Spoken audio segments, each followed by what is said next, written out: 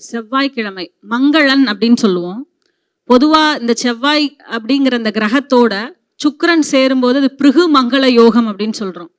அதே மாதிரி செவ்வாய் குருவோட சேரும்போது அது குருமங்கள யோகமாக சொல்லப்படுது.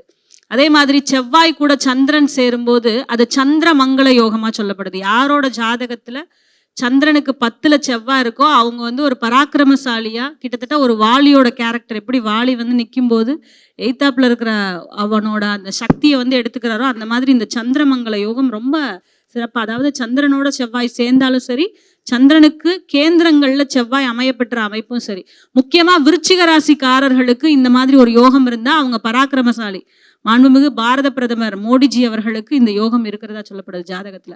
அப்படிப்பட்ட அந்த மங்கள காரகனை அந்த செவ்வாய்க்கிழமைகள்ல எப்படி வேண்டணும்?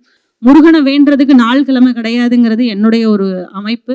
இதுல நான் சொல்லணும், அப்படி மக்களுக்கு தெரியணும் இல்லையா, அதுக்காக கேட்கும்போது செவ்வாய்க்கிழமைகள்ல முக்கியமா காத்தால 6 to 7ங்கிறது செவ்வாய் ஹோரைன்னு சொல்லப்படுது. உங்க ஊர்ல சூரிய உதயம் எப்பயோ அந்த ஹோரை அந்த நிமிஷத்துல ஸ்டார்ட் ஆகும். உதாரணத்திற்கு இன்னைக்கு 6:05 அப்படின்னா அந்த 6:05ல இருந்து 7:05 வரைக்கும் செவ்வாய் ஹோரை.